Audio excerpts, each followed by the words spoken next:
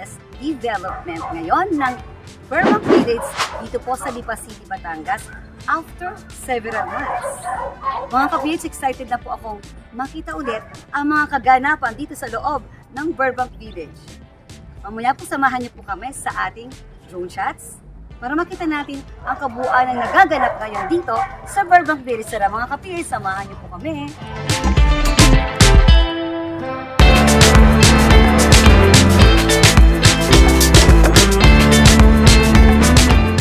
PH, ano na nga ba ang mga nadagdag? Sa dati po nating update po na nakaraan, ay wala pa po tayo nakikita noon na units na kinoconstruct. Sa ngayon mga ka-PH, magugulat kayo dahil sa loob namang ng ilang buwan, ay makikita po natin sa likod ko, bawal po kasi tayong pumasok dito sa ngayon for safety reasons. Ay makikita po natin yung 3 unit na nakatayo po doon. Yan po yung magsisilbing house model na pwede po natin i-view kapag po gusto makita ng mga buyers ang actual turnover po ng mga model house po sa ating Burbank Village.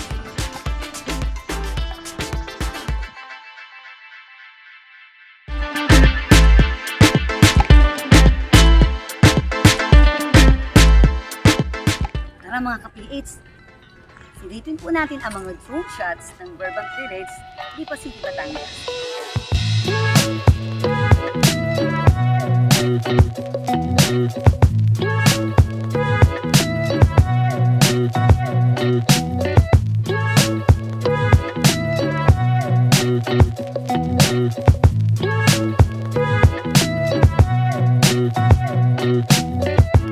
Ayan mga ka-PH, napakadami na po ng na-improve na dagdag sa previous development. Sa last episode po natin, kung natatandaan nyo po, pwede po natin balikan, pwede po natin panoorin ulit ang previous episode. Marami din po tayo dong na-discuss. But in regards to the development po, ang update po natin last time is nag-road tracing na po. Ngayon, ano na kaya po ang nadagdag? O ayan, magugulat po kayo mga ka-PH from road tracing. So marami na po tayo ditong na layout ng mga block and lots. At yung main road po natin, although hindi po siya dire-diretsong kompleto, pero from the entrance gate from the highway po, ilang meters na kaya yung nakokongkreto or nabubuhusan na po ng concrete road. At nakakita natin ang napakadami na po na road trace at meron na po mga na-layout na mga blocks. At yung mga na-layout po na yon, kapag po yun ay nabuhusan na ng konkreto, asahan po natin na yan po ay meron ng drainage system. So, dito po sa bandang unahan ng ating secondary gate. Secondary gate po, ibig sabihin, main entrance pa rin siya. Dito po sa ang access road natin ay sa Barangay Antipolo del Norte. So, dito po yung mga bungad na block and lots. Natatanda ko po yun yung mga block 19 onwards. Yun po yung mga halos kompleto na po ang drainage system.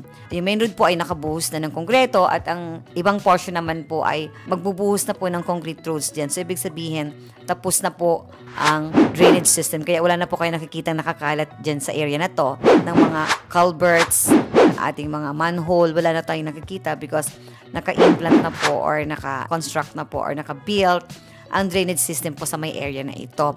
Whereas the other areas naman po ay, yun po, continue pa rin ang road tracing doon sa may bandang mga socialized townhouse.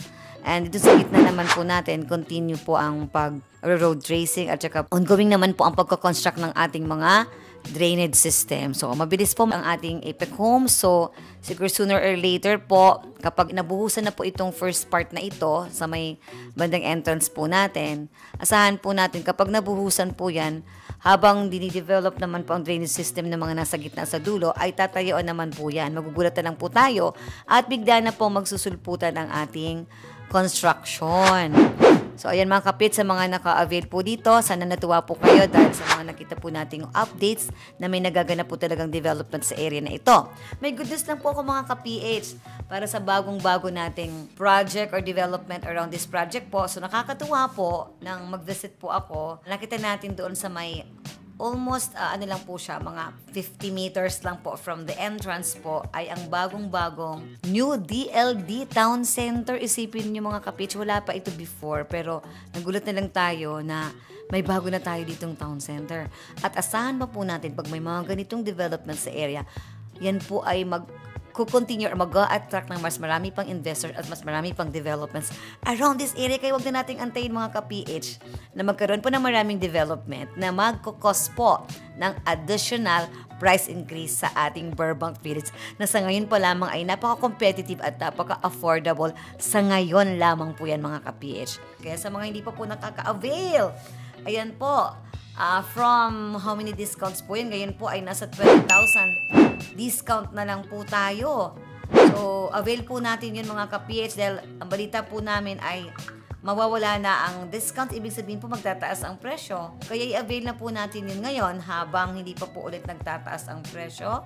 Alam niyo po ba ang the best stage para mag-reserve or mag-invest po tayo ay yung pre-selling stage kasi doon po na ibibigay ng mas competitive ang presyo kapag nasa pre-selling stage. Kasi habang po nagkakaroon ng every development sa ating project, may equivalent po yan na price increase. Kaya when is the best time to invest mga kapits? Now na. Now na po. Call us now para tayo magkaroon ng sure slot dito po sa very phenomenal na affordable housing project ni Epic Homes in Lipa City.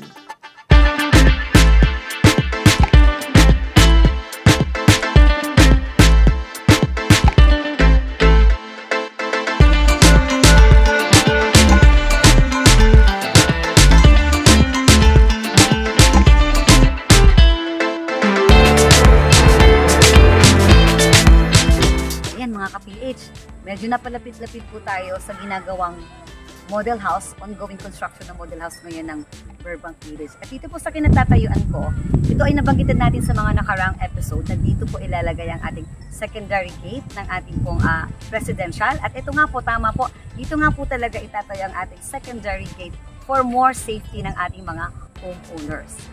May hadong natuwa po tayo sa nakita nating development ng ating pong Burbank Village mga ka-PH.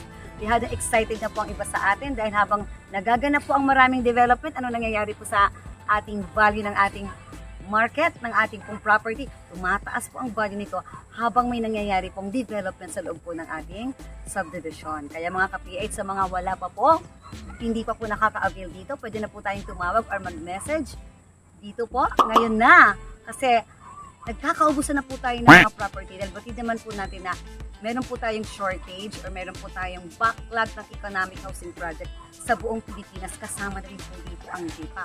Bakit nga ba? Kasi nagmamahal na po mga ka-PH ang mga properties at hindi na po pwedeng mabili ang property ng pwedeng pagtayuan ng affordable housing. Kaya i-grab na po natin ang nag-iisang affordable housing project dito sa Lipa City, ang Burbank Village mga ka-PH. Sa mga bago po sa YouTube channel na ito, please don't forget to like, share, and subscribe for more development updates ni Burbank Village.